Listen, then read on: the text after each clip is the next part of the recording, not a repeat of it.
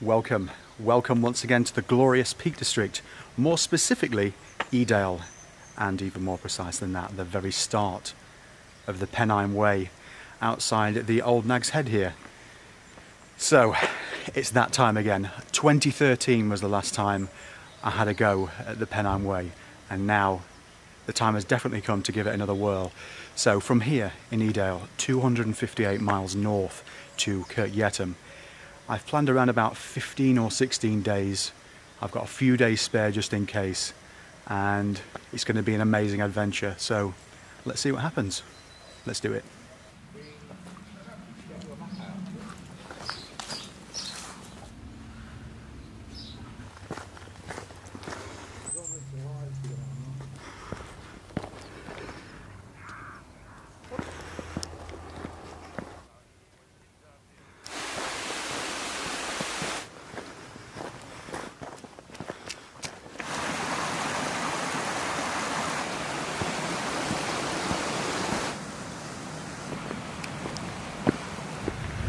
Okay, so the first real climb of the journey has begun 2.5 miles in, and it's Jacob's Ladder after we've crossed the little pack horse bridge there over the River No, and we're climbing up onto the majestic Kinder Scout. Feeling good. Only 2.5 miles in, 250 odd miles to go.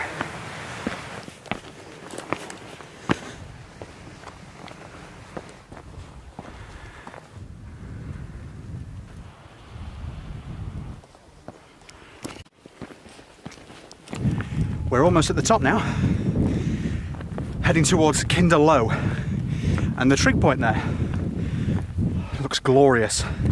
The Vale of Edale in the background there, the Great Ridge and Mam Tor.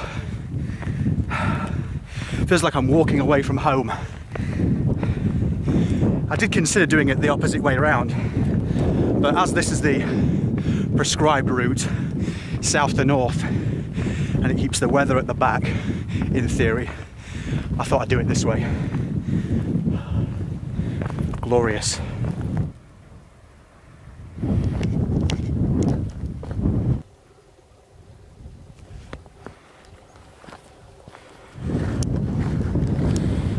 on.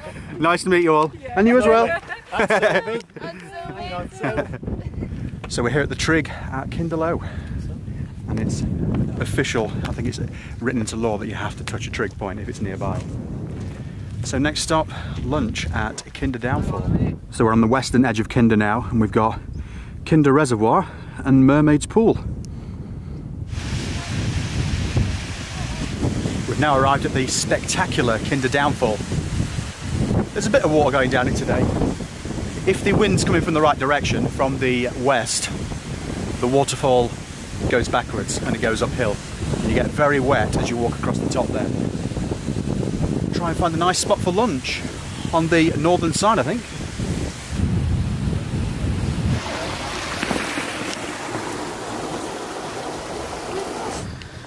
This spot looks as good as any.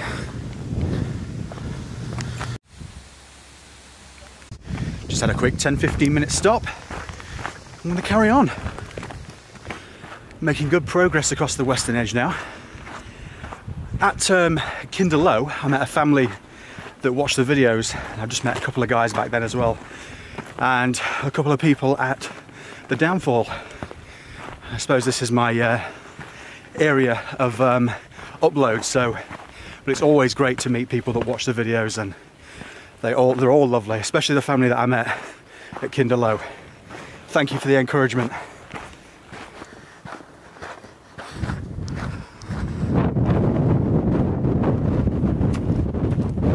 Heading off the northwestern edge of Kinder Scout now, heading down to the top of William Clough, and then we're going to head over to Bleaklow.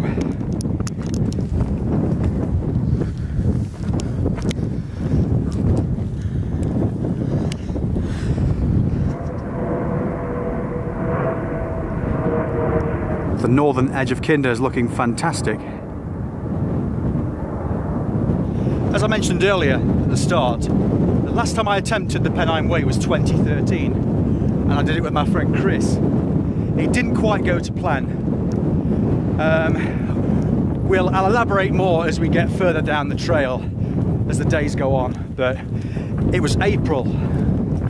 The weather was horrendous, and that is not an understatement either. There was still quite a lot of snow left. I'm walking along towards Bleaklow now, and you go through Devil's Dyke, and we are wading through 5-foot snow drifts, and we just didn't time it right, and a few things happened, and it was sadly the end of the adventure.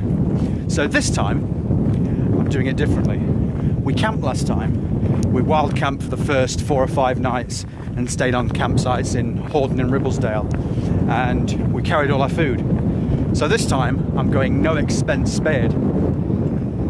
It's kind of a last minute decision, to be honest. I decided about 3 or 4 weeks ago that I was going to do it, and I think my main focus is getting to the end. So I'm going to do whatever it takes to get there. So this time, instead of camping, for the first half anyway, I'm going to stay in youth hostels and guest houses and things like that. So I'm going to get a good night's sleep each night. But it's a fabulous day, it really is. It's great to be out. And I'm so glad that I'm on the way.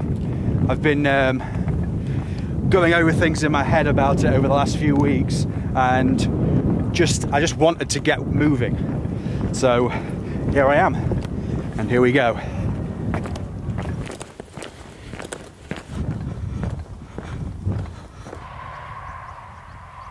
We're just about to cross over the Snake Road now.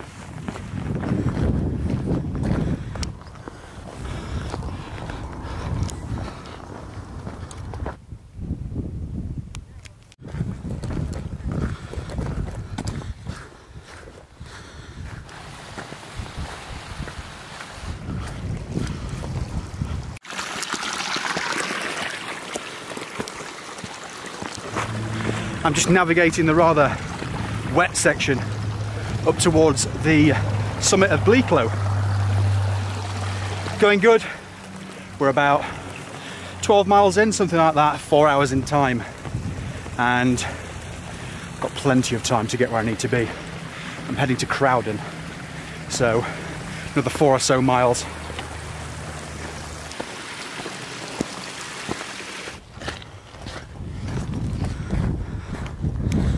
We've made it to the summit of Bleaklow now, so I think a short refreshment break is called for, and then we're going to head down Torside Clough.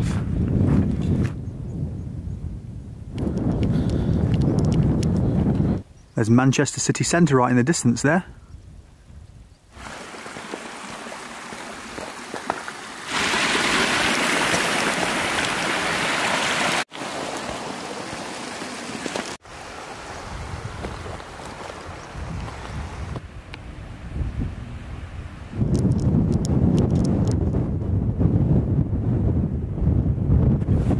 I'm now descending a very windy Torside Clough.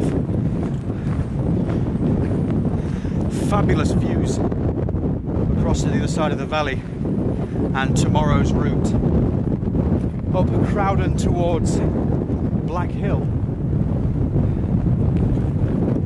I'll tell you what, if I get the weather like this every day, I'll feel very blessed. I'm not holding out much hope though.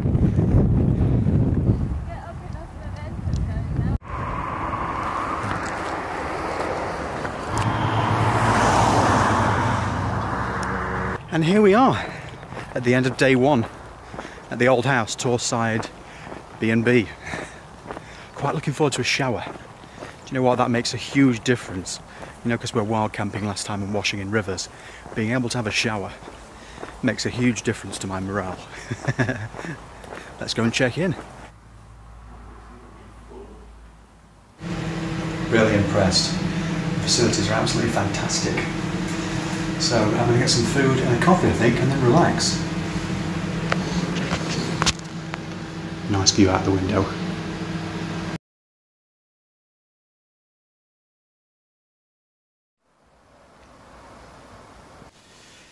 I've just been relaxing for the last few hours, watching a little bit of TV while I wait for the Sony to send the videos to the phone. I'm editing using an app on the Android, on the Google Pixel, called Cinemaster, something like that anyway. But sadly that means, because I'm editing on the go, that's the plan anyway, that I'm not going to be able to add any music to the videos. So we'll see how we go. Hopefully I can upload daily videos and keep you all posted. Right, that's day one finished. I'm going to go to sleep for a while I think now. I'll speak to you all tomorrow. Bye for now.